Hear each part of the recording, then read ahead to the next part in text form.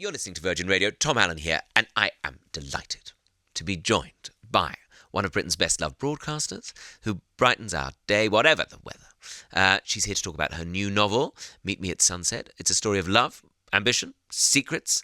It's set in beautiful island of Mallorca. It's the brilliant BBC weather presenter and Sunday Times best-selling author. It's Carol Kirkwood, everybody. Oh, thank you, Tom. What a lovely introduction. Well, Carol, you're welcome. I am so excited to have you here on the show. We have met many times. I know through gardening things. Sometimes we've met at some of the RHS shows. And then the last time I saw you, we were on the One show, and we were both talking about writing books. And you were telling me about this one, and now it's out. I think it's such a lovely piece of literature. I think people are going to love it. It's about the glamorous fashion designer Camille Fontaine, your protagonist. She faces quite a journey, doesn't she? She does, and she came about because I was actually in Mallorca and with my husband Steve, and we were having dinner in a restaurant, and this very chic lady walked in, and she sat by the sea, overlooking the sea. We saw her twice in this restaurant, and she had a chignon, she had a Chanel type suit. She didn't have her back against the chair when she sat back. I was slouching on the table. Yes, she was like that. And I thought she would be a brilliant character. Yes. And then you start making up a story about her and who she is, what she could do.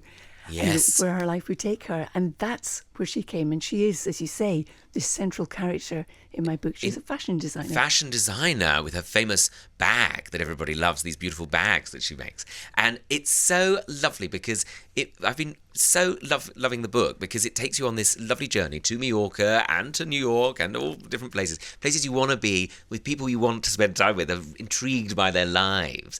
I feel like that's a big factor, isn't it? I think for any writer, but I think yourself too. Yes. You want to know the details. Definitely, and visual imagery for me is really important. So I want to take you, my reader, to where I am. So yes. I visit these places so that I can describe them with conviction. So sparkling seas, for example. Yes. You know, the sun glinting on the crest of a wave, like a diamond, that kind of thing. And sometimes I make up places because I'm writing about the 80s, the 90s, maybe the noughties. Yes. So it's not the current. And things may have changed. And I don't want you to say, Carol, I was there, and that's not what it was like. It was only built last week. I don't know what you're talking about. That restaurant's never been there. I know. Yeah. And you really have to check these things. So I have a car in this book, and I thought a Bugatti would be nice. Yes. But why it wasn't the model I had wasn't around in those days. So I changed it to a Lamborghini. Oh, okay. Oh, fine. Oh, very, Ferrari. very good for you. I mean, I could really see the descriptions you put in of the Mallorcan or the Mediterranean Sea from Mallorca and that idea of the different shades of blue. And I thought, I felt like I was on holiday just from reading the book, you know, in this beautiful hotel. They're all sat on the terrace having these lovely lunches and beautiful meals. But that's not to say it's all escapist. There's dramatic. Yes. There's dramatic happening to these characters. There definitely is. My books, I like to have twists and turns, a bit of intrigue, a bit of mystery, a disaster, and then it comes good at the end, because I like a happy ever after. I think that comes from reading Gone with the Wind when I was 15. And the ending on that, I don't want to spoil it if anybody hasn't read it, but it's no, please, this can't end like this. So I like a happy ending, but I also like the pathway that the characters take. It's not straightforward. That's another brilliant thing about writing, because you have a blank piece of paper. You create the characters from nothing, and you give them personalities, looks, a career, a voice, all these things, and you take them where you want them to go. Oh my goodness. And they do go through heartbreak, and they go through, danger, and they go through, there's moments of sadness, but I think what is so wonderful is it shows that these stories are about the human spirit triumphing ultimately. Yes. And you get your inspiration from looking around you, meeting people, observing people, and imagining what they do. So have you ever been to, say, a hotel with a swimming pool where you're sitting there, you're looking at somebody and you think, that lady, she's called Celia. She's an accountant, definitely. She lives in London. I do like to do that a bit. What I just kept thinking about is the real Camille. If she turned round and she actually talked a bit like that, she was like, I always sit like this. I love to sit down by the sea. But it doesn't matter, because that's not how you created her. She was very glamorous. Yes. The other thing that's really good, you mentioned that, is that you find that I have an idea of what Camille looks like, but it could be Yes, very completely different. to what you think she looks like. Oh, absolutely. And I love that about it. Well, I just think it's a wonderful, wonderful piece of writing, and I've absolutely loved reading it. But Carol, I'd like to talk to you more about your process, if you don't mind staying with us. And we're going to be talking more about Carol's wonderful, wonderful new novel, Meet Me at Sunset. That's all after this. Where is that somewhere only we know, Keen? Where? I'm joined today by my fabulous guest, Carol Kirkwood, a ray of sunshine in any scenario. Carol, thank you for coming to talk about your new wonderful novel, Meet Me at Sunset. I want to talk to you about the writing process. Do you obviously enjoy writing? Yes, very much. I always have from when I was a child. Yeah, it is a playful thing to do, isn't it? I think if we can allow ourselves the space. Yes, and it takes you away from reality, if you like, because you get lost in this world of what you're creating, basically, Yes. and the story and where it's going. And I like my books to be in places I've visited. I like romance, I like glamour, I like glitz, all these things as well. Yes. So you get lost in that world. It's like being in a movie that you're writing yourself. Oh, what a lovely way of describing it.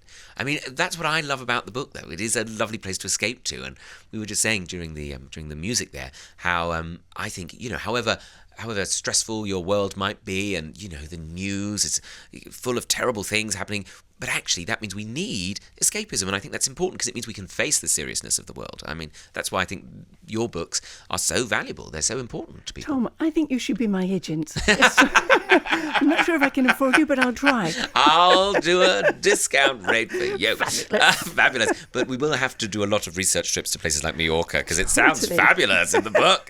And I remember us chatting a few months ago when we were both on the One Show. And yes, we've been on the One Show. Clang. We don't like to mention it. And Carol, you gave me some advice because you said, I think I'm right, you write different endings. And then That's right. Is that so? And then you decide which way you want it to end sort of further down the line. It's because I always thought when I write the outline for a book, that is the hard work done. That is the beginning. Yes. So I wrote the outline for, say, the first book, Under a Greek Moon, handed it to the editor at HarperCollins, and they said, great, let's go with it. And as you start writing each chapter, your book evolves and it gets better. Right. So the ending you originally had is a bit loose and a bit rubbish, basically. Sure. So then you carry on, you write a different ending that you think, yes, that's a stronger, better ending. Then the book continues to get better. And what you want is this crescendo building, and you don't want a plop at the end. Yes, you don't want it to fall off. Bang. Yes. So you have to have another really good ending in order to make it match the rest of the book. I'm so glad you say that because, well, firstly, I've read this book at the end, and I know that it is a wonderful ending, a beautiful ending actually, and one of those endings that makes the hairs on the back of your neck tingle in a nice kind of way. You feel like the story is complete. But I announced that my new book, it's coming out in the spring. It was announced very early. March, I think it is.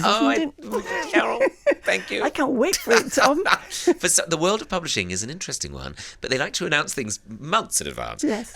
So it's been good for me to start talking about it openly, but my experience was they said do it all with post-it notes, which I did, but then I realised, well, I don't know who these people are that I'm putting up on the wall on these post-it notes, and it's like you say, I had to start writing it to understand the world of the characters and the characters themselves. That's right. When I'm writing, I have, if you think of a spider, so the body of the spider is the main character, and then the spider's legs are the subplots and the other characters, and that's how I do it. So you start working around and weaving them into the body of the spider. Oh, I like that. I've never heard that description of writing, actually. It makes absolute sense because Camille, in your book, is so fascinating, and we love learning about her, walking into these different worlds, and she meets some very glamorous people, but they all feel like they intertwine with her experience and her, drama. They've all come into her life at some stage for some reason, but you must have found that yourself when you were writing, Tom. How did you go about it? Well, I found that the more I wrote, the more they revealed themselves to me, if that's not too much of a pretentious way of describing it, that I'd start writing and they would kind of suddenly become quite particular about, or have a particular interest, or have an insecurity actually, or something like that commanded where they ended up, and that obviously affected their interactions with everybody else. And did you find too that this character is not working, so I'm binning them? Yes, sometimes that sadly happens, and you do feel like a sort of terrifying godlike creature where you just go, no more of that, they're gone, banish. vanished. You're not working out. You're not working Goodbye. out. Actually, I don't like that building. Actually, you're not going there anymore. Yes, exactly. Or two characters sometimes become one. Yes. So it sounds like a Spice Girls song. But Carol, I have to say, it is the most lovely book. I can't recommend it enough for anybody who's looking for something wonderful to read this summer. And Meet Me at Sunset is available from Thursday's the release date. That's isn't it, right. Carol? Yes. Thank so you, you Tom. can get that from all good booksellers. And yet, if you can pre-order it, it's even better for the Thursday launch date. That's what the publishing industry tells me. Carol, we've been talking about how the weather affects people's plans. Of course, you are well known for understanding the weather. Has the weather ever affected your plans, though? Yes, my wedding day. We got married on a day. There was a storm, Storm Gerrit. Oh my goodness! Did it blow away the tables? No. The funny thing is, we didn't even notice it. But remember, we couldn't have photographs taken outside. That was the only thing, so it disrupted that. But it was such a perfect day that Carol, who cares about the storm? As a romance writer, I can't think of a more perfect description of the weather.